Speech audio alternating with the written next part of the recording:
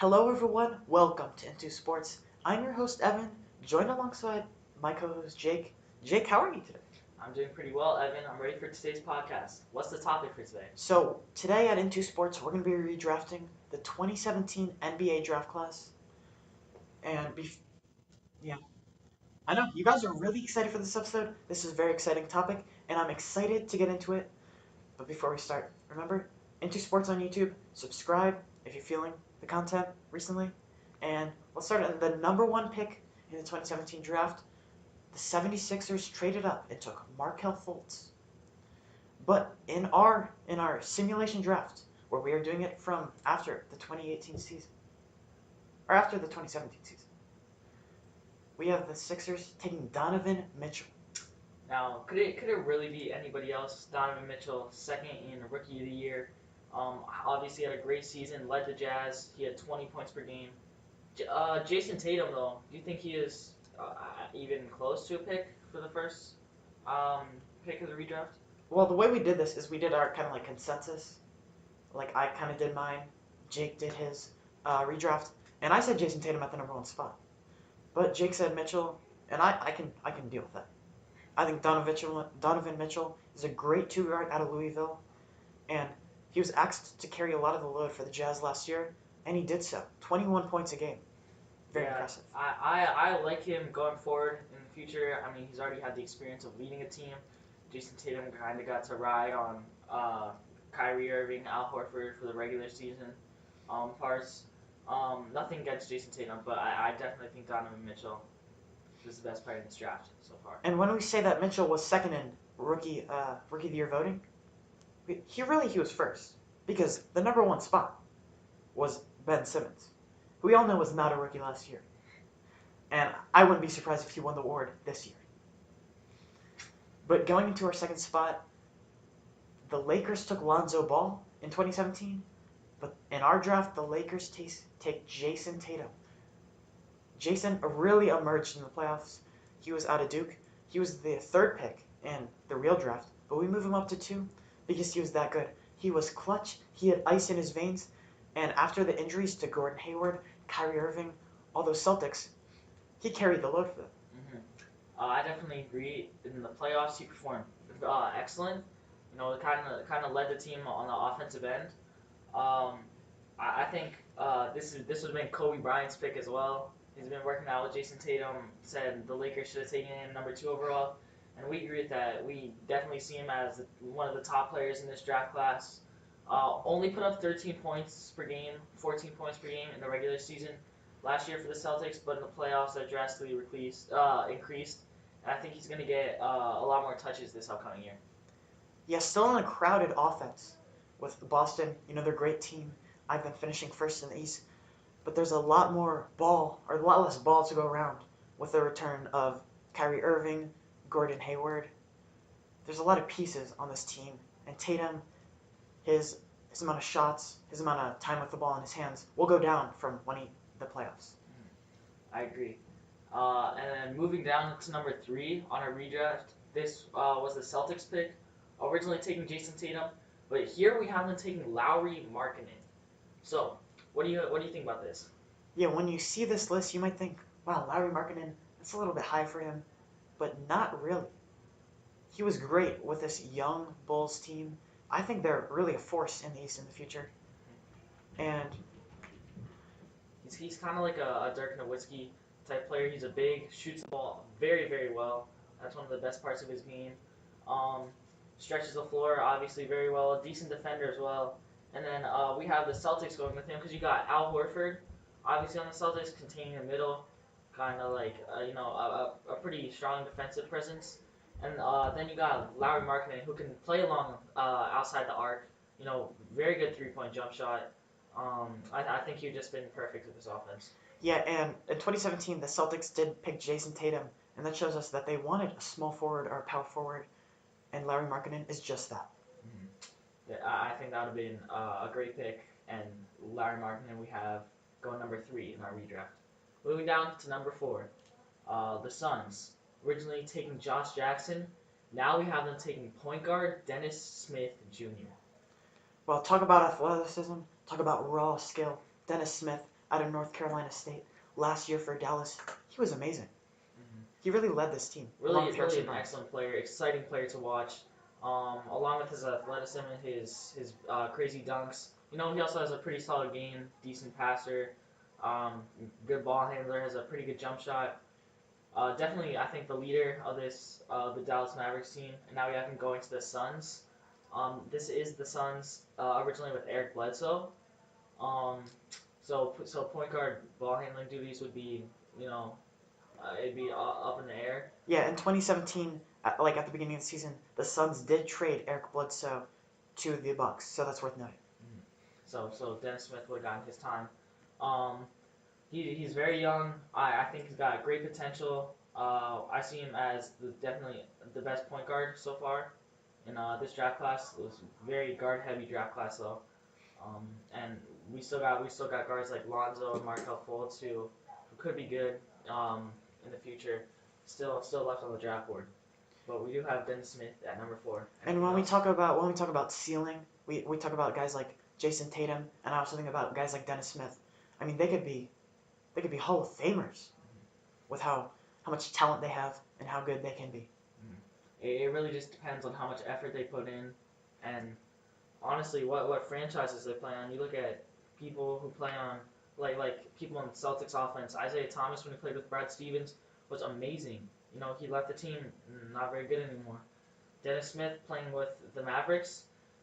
We'll see. So far, he's been playing very well. Hopefully, the Mavericks continue to use him in the right way as they add another guard, Luka Doncic, this year. Yeah, that's a good point, because if you look at a team like Cleveland, we all know their history. The Browns. I'm not talking about the Cavaliers. I'm switching to NBA. I mean, I'm not switching to NBA. I'm switching to NFL. And you look at all the talents they have, all the draft picks that they have, but none of them Really converted into talent. That's right. And with Smith playing in Dallas with Rick Carlisle, I see bright things in the future. Now moving down to the number 5 spot, this was the Kings pick, originally taking point guard De'Aaron Fox out of Kentucky, but now we have them taking the original Lakers draft pick, Kyle Kuzma, power forward. What do you think about this? I mean, Kyle Kuzma, he really showed up in his rookie year. He was really the steal or the sleeper of the draft, you could say. I mean, he was drafted at number 27, but we have him all the way up at number 5, just because how he performed last season. You know, this is a young Lakers team, and even with LeBron coming in, veteran guys, I feel like he could have a big impact, even with all these key guys on the Lakers. Yeah, Kyle Kuzma put up 16 points last season, which for a 27th pick is amazing, especially on the Lakers roster. And I feel like him getting drafted to the Kings at number 5 would have, you know, he would have gotten a lot more touches, a lot more opportunities. I feel like that would have been great for him. As the Kings drafted power forward this year in Marvin Bagley, I think Kyle Kuzma could have been that for them last year. Yeah, but also when you talk about organizations that have had a bad history of developing draft picks, I think about Cleveland Browns. I think about Sacramento Kings. So maybe a good sign, good thing that he went to Los Angeles. Yeah.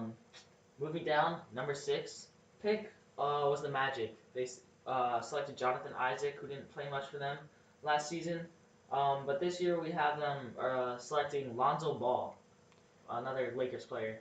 When we were deciding between Kuzma and Ball, we had to bring up the off-the-court things with LeVar Ball. And that, as silly as it sounds, that plays a role in his value. It does. It's already affected him. LeVar Ball causing issues all around the league for put a target on Lonzo's back. Players attacking him like Patrick Beverly you saw in the first game. The season is going after him. So that's why we dropped Lonzo down a few picks to number 6. But I feel like he's got great court vision. You're talking about Hall of Fame players with Hall of Fame talent. I think if Lonzo can develop his jump shot, I feel like he could be an amazing player in the NBA. Yeah, last year didn't shoot it well. There's talks about that he improved his form, but didn't really see that in the videos. No, in his first preseason game he just played last night, his first shot, air ball 3. I didn't see much changes in his shot in the game. Then again, you have to give him time to develop that. But I still think he's going to be a fairly good player in this league. Yeah, he's a control point guard. He can do it all. He can rebound. He can pass. And the only thing he needs to work on is his scoring and his shooting. He needs to be more aggressive. I agree. I was about to say that. I think aggressive and looking for his scoring opportunities is key for him. He didn't put up many points last year. He did get 7 rebounds, 7 assists a game, which were very good numbers for a point guard. Only playing 52 games though. Do you think injuries could be a problem for Lonzo? They've hurt him in the past, but I don't think he's really one of those really injury-prone guys. Like if you think about the other sports, I'm thinking about Taysom Hill, who for BYU as a quarterback, now he's on the Saints. As the Swiss Army knife of the NFL. But he missed 4 out of his 5 seasons to season-ending injuries. Yeah, that's not good at all. But then you got to look at people like Joel Embiid, missed the first 2 seasons of his career, played limited games this past season. Um, he's a all-star starting player. You look at people like him, probably going to have a Hall of Fame career, even with his injuries. I think that's. I hope Lonzo doesn't have as many injuries as Joel Embiid did, but I feel like that could be the way things go for him. No, I don't think he's at that level of Embiid, Taysom Hill, but I think he'll miss like maybe 10 to 15 games in the future each season. Yeah, and the transition from the college level to the NBA level, obviously a lot more games, a lot higher strain on your body. It can take a toll. We've seen a lot of players get injured in their rookie seasons. Like again, I mentioned Joel Embiid, Ben Simmons. Ben Simmons. Yes, a lot of Sixers players. But yeah, the NBA game's a lot different than the college game, and Lonzo's shooting percentages were 36% from the field, shot 30% from three, and only 45% from the free throw line. So as we were mentioning earlier, definitely has to get those up. Yeah, those are unacceptable numbers in today's NBA. And if he wants to be an all-star going forward, he's going to have to fix that up. And he's going to have to be more aggressive, and he's going to have to shoot better. For him, now adding one of the best floor generals in the league, LeBron and Rondo to his Rondo, team, yeah. I think he'll get a lot more open looks. He just really gotta go into practice and work on his form. Make sure he can make the open shots because that's what's really gonna count for him. He'll have the open looks, plenty of them, but he'll just have to convert them. I definitely agree. I think he'd be decent at number 6 for the Magic. Now moving down, number 7, the Bulls. Now, in 2017, they took Lowry Markkanen, but in our draft, he went 3rd, so he's not available. So the Bulls will take the number 1 pick from 2017, Markelle Fultz. We were just talking about players who got injured. Markelle Fultz, another one of them, didn't play many games in his rookie season. But still, number 1 pick. He was the number 1 pick for a reason in this loaded draft class. I think despite the injuries, he's going to have a great career. Very explosive point guard. We saw in his preseason games, he's getting his shot back. I think he's going to be good going forward. Yeah, he got a lot of DNPs in the playoffs. And I think Brett Brown could have used him instead of a guy like maybe TJ McConnell. Right. Who's maybe more experienced. But, I mean, Markelle, you took him number 1. You're committed to him, and he has great potential. So I think you have to play more. And I don't really think he's a great fit for Philadelphia. I definitely agree. Philadelphia already has a lot of options. You got Ben Simmons handling the ball most of the time. And, you got shooters like J.J. Redick, and you got Joel Embiid in the middle. There's not much room for a player like Markelle Fultz in that mix. But going to the Bulls, Markelle Fultz could kind of lead the team. He has now if he went there, he would have Jabari Parker on his team. Great options for him. But as you mentioned in the playoffs earlier, I don't think you can hold that against Markelle or Brett Brown either because not playing with Markelle the whole season could affect the team chemistry. He doesn't really know the plays well. If you were going to use him in the playoffs, you probably would have wanted him to play a few more regular season games. And after the coach held him out for the ending of the regular season, I think that it was a smart decision not to play him in the playoffs. Yeah, also that injury, very weird, because we know his shooting form is whack. So he's just got to take it to the rack. But he wasn't really able to, I mean, he did that pretty well. To me, at the end of the season when he was actually playing. He was making plays, he was playing aggressive, unlike Lonzo Ball maybe. He had a triple-double. I was about to mention that. Even with his injury, still the youngest player to get a triple-double in the league. I think that's just kind of a glimpse at what he can do. If he's uninjured, you don't know what type of numbers he's going to put up, especially as he's moving closer and closer to his prime. I feel like he could be great and a great fit for the Bulls. And going back to that injury, it was very strange because there was like talks that maybe his weird form caused the injury, or that the injury caused his weird form. Very, very strange. And we'll really never know the full details. Yeah, I've never seen an injury like that before. But besides that, moving down, we have at number 8 the Knicks, originally taking point guard Frank Ntilikina. Frank didn't really perform too well for the Knicks last season, so we have the Knicks going with shooting guard, another Lakers player, Josh Hart. Yeah, Ntilikina, he was kind of drafted to fit the triangle offense, and didn't really do that. Mm-hmm. So Josh Hart, he was excellent in Summer League MVP. Mm-hmm. He really flashed. He can defend, he can stretch the floor, he can make plays, he can put on the floor. He's a really do-it-all guy. I feel like the Knicks kind of have to make up their mind because they did draft Frank Ntilikina, hoping that he'd be their point guard going forward. But then they put a trade package together, got Emmanuel Mudiay, another point guard, so they're kind of a toss-up there. But with Josh Hart, he's a combo guard. You can put him at point guard, play him at shooting guard, great wing defender, he can handle the ball pretty well, good shooter, good off the dribble, on the drive. I think he can do it all. Mostly, I think he's a solid player for any team, and very good pick at number 8, especially for the Knicks. I think we'll have a huge impact on Los Angeles this year. Even with LeBron, even with Rondo, Stevenson, all these new additions. Yeah, on Los Angeles, Josh Hart put up only 7.9 points a game, 4.2 rebounds, 1.3 assists. But that's with very limited minutes. He only played 63 out of the 82 games, missing 20 games due to some injuries here and there. But I think, as you mentioned, you got LeBron coming in, you got Rondo coming in. Josh Hart's gonna get a lot more looks, a lot more open opportunities for drives. I feel like he could really progress this next season, improve a lot, and you can see a trend here in our redraft. 3 of Lakers players have already been selected. I think Lakers had a very good draft this year. Yeah, I think they had the best draft. Mm-hmm. You got Kyle Kuzma, Lonzo, Josh Hart. I mean, I don't think anybody had a better draft than that. So, Josh Hart going to the Knicks at number 8. Moving down to number 9, last year, the Mavericks took Dennis Smith Jr. A steal, in my opinion. For Absolutely. 9. He was at number 4 in our draft. And they take John Collins at number 9 in our draft. I feel like that would be a great pick for the Mavericks. Not really having a reliable power forward. You know, they have Dirk. Dirk old, a little bit injured. Getting up there in age, you know, you can't really rely on him for that many minutes. As you go from an old, kind of slow Dirk, you can transfer over to extremely athletic, powerful power forward in John Collins. You know, great dunker. You can run the pick and roll with him. Kind of has a decent all-around mid-range game. I think he'd be the perfect player for the Mavericks system. Yeah, he's very athletic, like you talked about, and he's a jump out of the gym kind of athlete. And last year with the Hawks, I mean, he was fabulous, and he's really shown a great rapport in the pick and roll with Trae Young.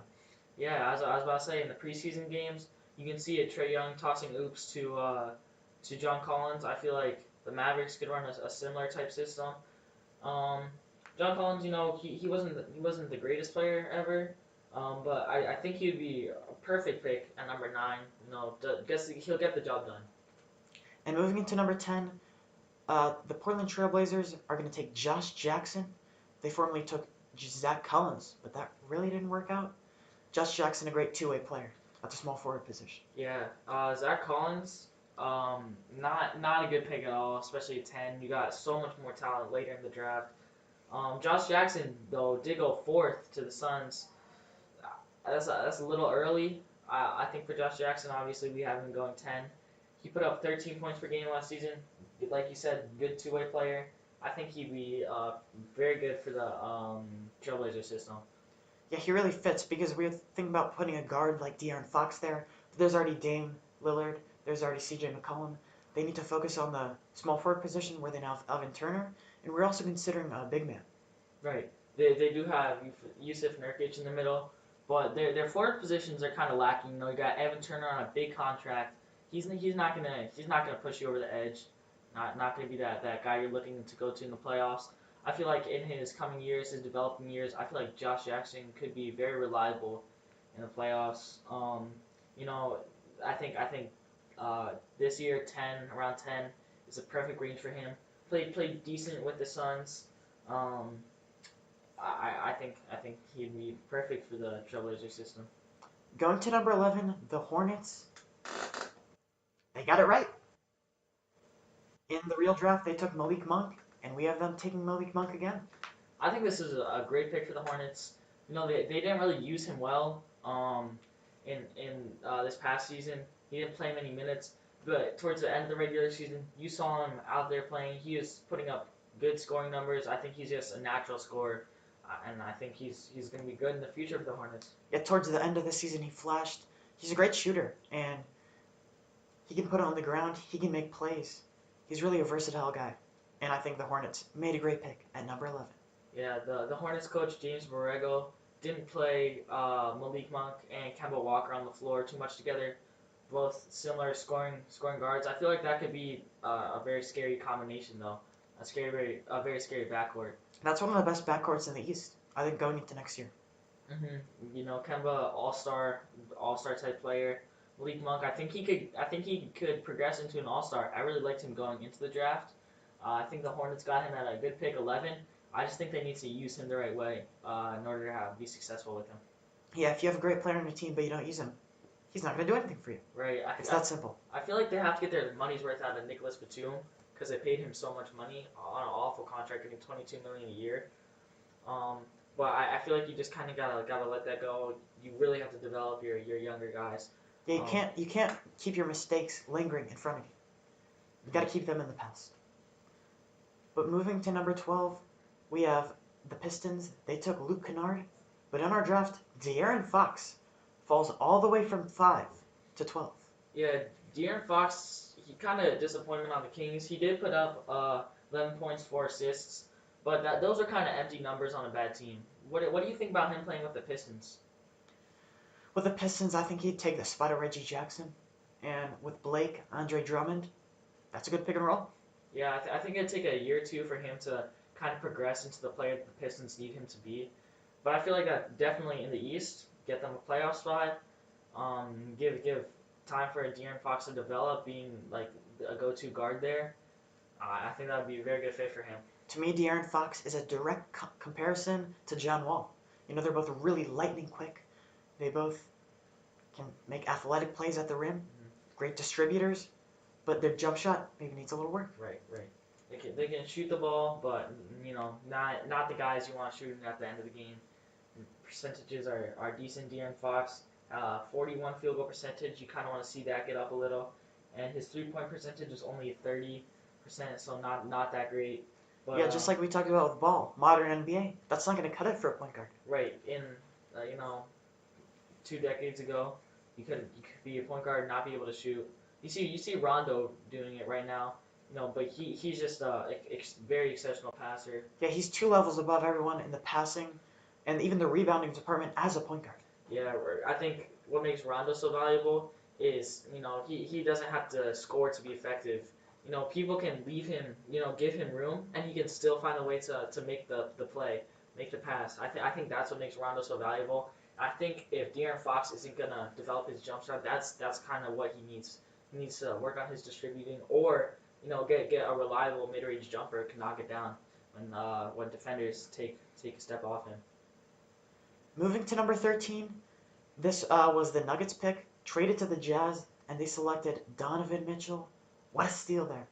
Not for the Nuggets, because of course they traded away the pick, and eventually they get Tyler Lydon.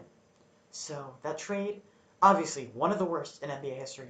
Will go down as one of the worst, definitely. Tyler Lydon not doing much. Donovan Mitchell, obviously one of the best rookies we've seen in a while. But continue. But we got them taking OG Anunoby. One of my favorite players, played at Indiana in college, and for the Raptors team, I mean, he was the guy that was underrated, that he was the X factor to me. Yeah, I really liked him a lot on the Raptors. I think he's a very good defender for them. You know, on offense, not really the go-to guy, but I think he's just kind of a glue piece for them. You know, solid player. You can throw him on the court. You can expect him to hold his own.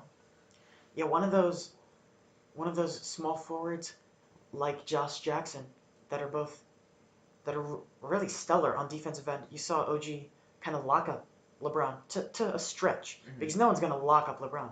But he limited LeBron, and that's good enough. That's very good. You can't just throw a rookie out on the court and say, go stop LeBron. But OG did a decent job of it. Wasn't kind of left out there. Just for dead. But he kind of held his own. Obviously didn't completely stop LeBron, but kind of slowed him down a little. Yeah, and even in the first round against the Wizards, he was matched up against John Wall sometimes, and he did an excellent job. Yeah, he's very mobile, can guard 4 positions. I think he can be a go-to defender for them. I feel like he'd be perfect for the Jazz. When Joe Ingles is off the court, you need a defense instead of offense. I think OG's a guy you can go to. I feel like Quinn Snyder could use him really well in Utah. So that's why we have him going at number 13. And moving down, number 14, the Heat took center Bam Adebayo, and you guessed it, they got it right. Selecting Bam Adebayo at number 14, we have in our redraft. I think this is the best pick for them. You look at everyone else on the board. Nobody else in our redraft really impresses me that much. Bam, good center, developing. You obviously have Hassan Whiteside in Miami, who's not really happy where he is. I think Bam is going to become their new center for the future. Yeah, Bam Jam, as they say in Miami. He's great at catching lobs. He's really athletic, and he has a really big wingspan. Yeah, I never think he's going to be their 20-point, 25-point scorer game.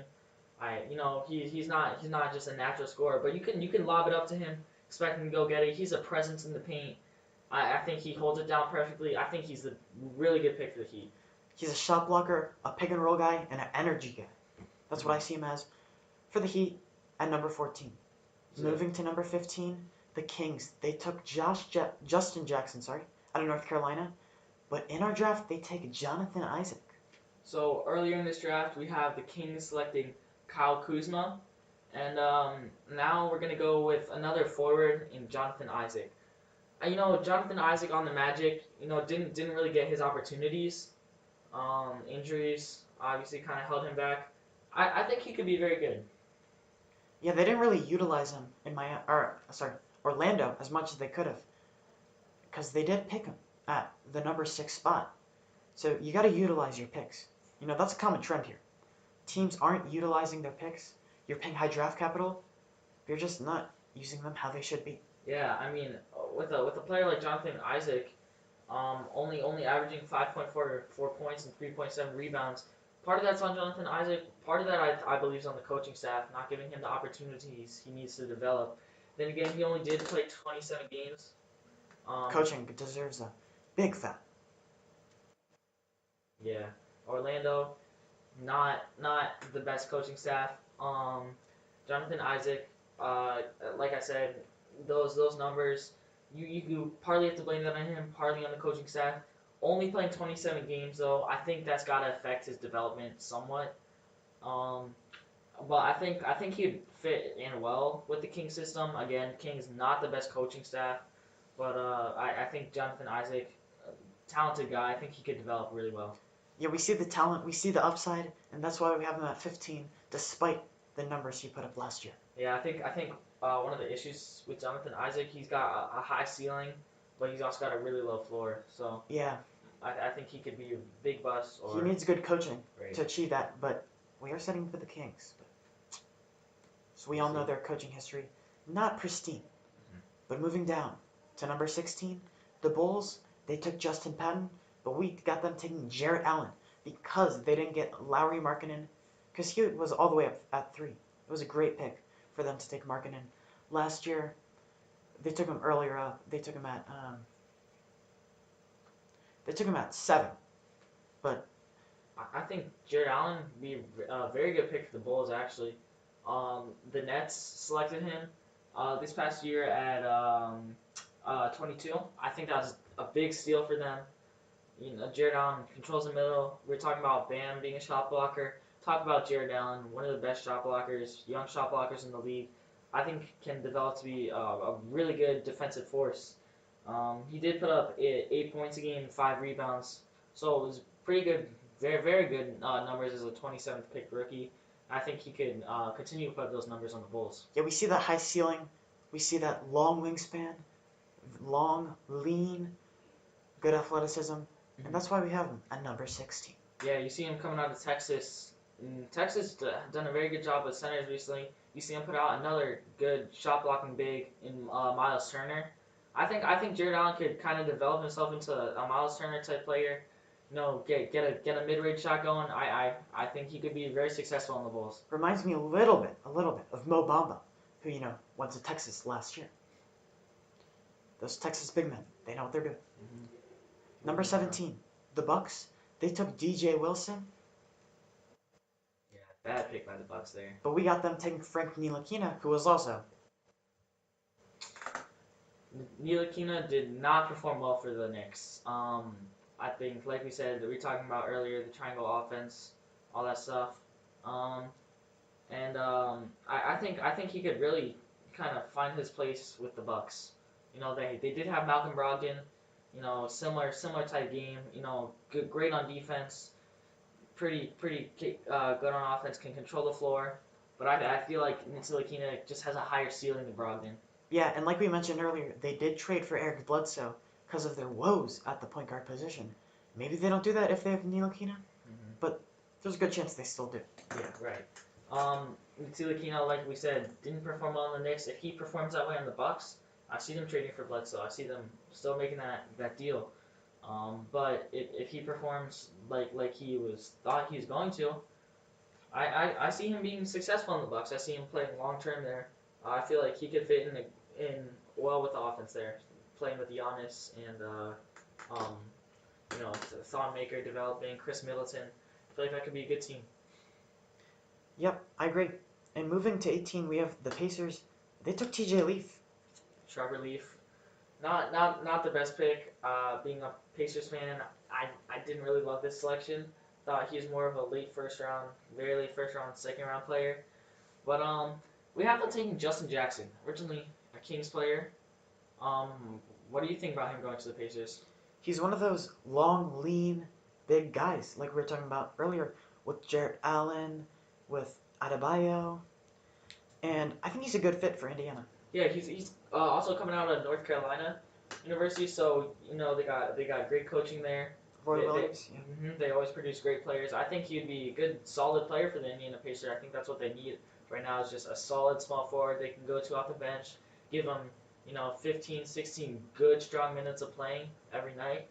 And I think Justin Jackson could be that guy for them. Yeah, let's move on to number 19. The Hawks took John Collins, and that was one of these picks. One of these great picks. But we don't have them quite getting that. We have them getting Luke Kennard. Didn't really pan out of Duke. A two guard. He can stretch the floor. A good shooter, but Sharpshooter. not too much otherwise. Yeah, I think you kind of got to use him as like a Kyle Korver, Doug McDermott type guy. Run him off screens, get him open. I feel like the Hawks could use him well like that, as they did run with Kyle Korver a few years ago. I feel like they could really utilize Luke Kennard's skills well. Yeah, and Kennard, a little bit disappointing. That's why we have him falling from 12 to 18. Yeah, 19, sorry. I don't love the Pistons selection at 12.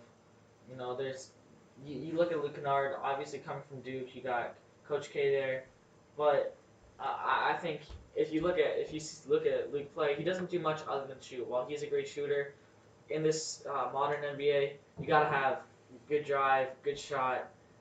As a guard, you need to be able to move the ball well. I just don't think Luke really has those skills quite yet. I don't think he's quite the best pick at number 12, but at 19, I think he is exceptional. Kind of a blah pick because, he doesn't really have the highest ceiling, kind of has a safer floor, and just giving you meh. Yeah, very, very medium pick. But moving down to the 20th pick, it was the Kings originally selecting Harry Giles, not the best pick, but then we did have them select. We now in our redraft have them selecting Derek White. Derek White, a combo guard, played for Pop and the Spurs last year, and where we're getting this higher pick than where he was originally drafted is because in the playoffs he showed some good signs against Golden State. Now he just did get injured a few hours ago, as we are recording this on Friday, the 12th of October, and did get injured, but we're gonna ignore that for now. But yeah, last season he only put up 3.2 points a game, but like we said, not really getting the opportunities on the Spurs. But you have to realize with a coach like Greg Popovich, he could develop there. But on the Kings, I feel like he'd get more opportunities, more minutes, more playing time. I think he could kind of progress his game in the Sacramento as well, despite the coaching. Yeah, I mean, really the only thing that he had to show for last year was his playoff performance in garbage time against Golden State. Yeah. You look at guys that have played for the Kings. Tyreek Evans, they had.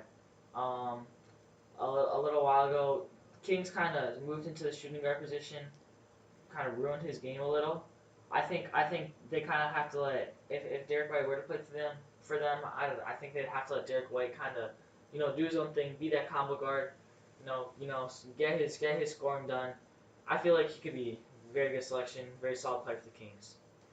Moving on to number 21, the Thunder. They got it right, according to us. They drafted Terrence Ferguson in 2017, and we have them taking Terrence Ferguson again. Yeah, Terrence Ferguson, the high flyer. I feel like he'd be perfect for the Thunder, which he played very well for them last season. Didn't really get as much minutes or as much touches as he probably should have to develop. But I feel like he's just gonna be an energy guy for the Thunder. They already have Russell Westbrook, obviously one of the biggest energy guys there is. But Terrence Ferguson provides a spark off the bench that they didn't really have in the previous years, and I think he's a perfect pickup for this team. Yeah, didn't really play much at all in the regular season, but we see the upside in the athleticism, the skillful dunks that he puts on. We all love that, but I No, mean, fun, exciting player while the starters are out, entertains the fans. Also, he can get the scoring job done too. Pretty decent defender. Kind yeah, of he's one of all those around player. microwave guys off the bench. They just come in, they give you a quick spark, they energize your ball club, and then you get the starters back in, and they start rolling. Very good player. Very good pick for the Thunder, Terrence Ferguson. Moving on. Nets at 22.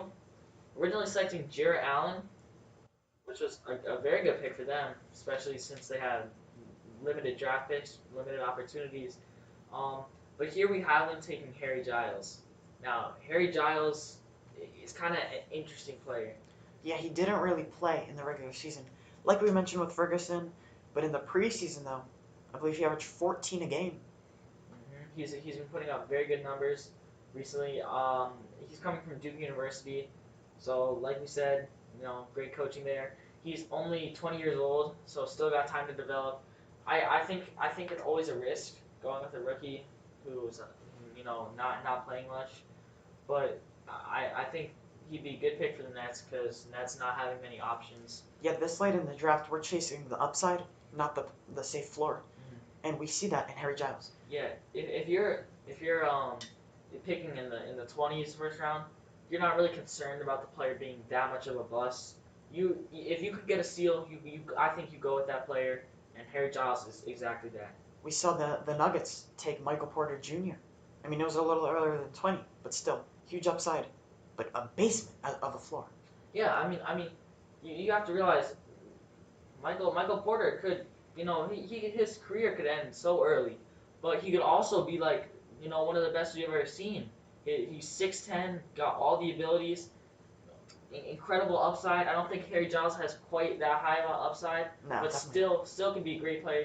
I think at his ceiling could be like 20, 21, 22 point per game scorer. Yeah. On a decent team.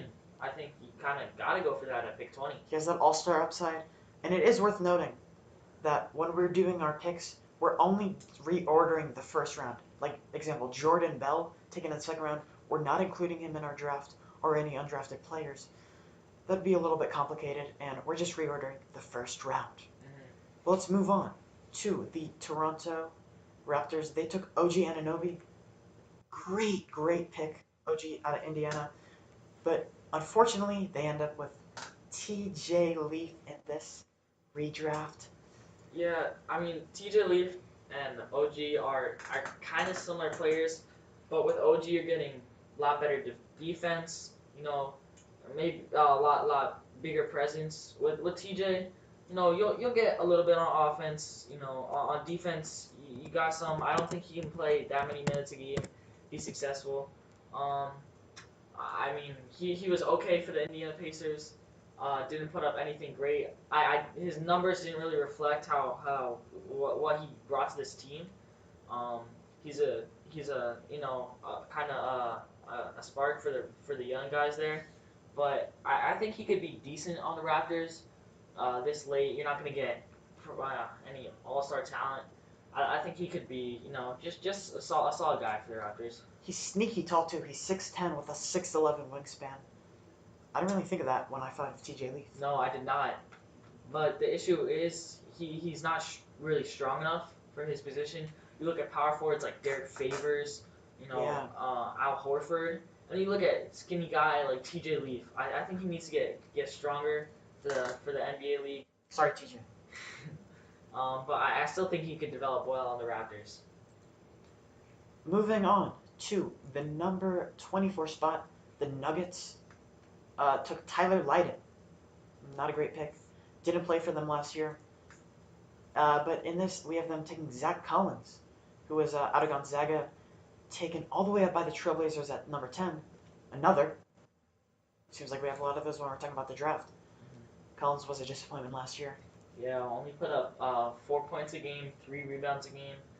I think, especially picking at 10, the Trailblazers could have had some amazing talent. Could have pushed them farther in the playoffs. Not the best pick with Zach Collins. I feel like now, nearing kind of the end of the first round, the Nuggets at 24, I feel like they got their lineup kind of set out. He would be a decent player for them coming off the bench. Probably, I see him, playing around 15 minutes a game, putting up some decent numbers. Yeah, that's what I was thinking too. He could just give them a solid 15 minutes till they can get the starters back. I feel like you wouldn't be losing too much with him on the floor. He wouldn't be a liability, but definitely not the guy you want. Kind of starting playing 30 minutes a game. He would be a solid bench piece. I think for the Nuggets. Moving number 25, the 76ers took. Ooh, are you guys ready for this? Anzajez Payernix. Now, AP here, he played overseas last season for the Sixers, so we didn't really get to see too much. Didn't play a minute for them, but we have them taking Harry Giles. And Harry Giles, we talked about him earlier. Interesting player. He didn't put up anything last season. This season, playing preseason, putting up 14 points a game. I think he'd be good for the Sixers. Kind of fits their scheme, not playing first year players. But I think Harry Giles, again, like we said, at this point in the draft, coming off the bench, providing decent scoring out there, decent defending, getting the job done.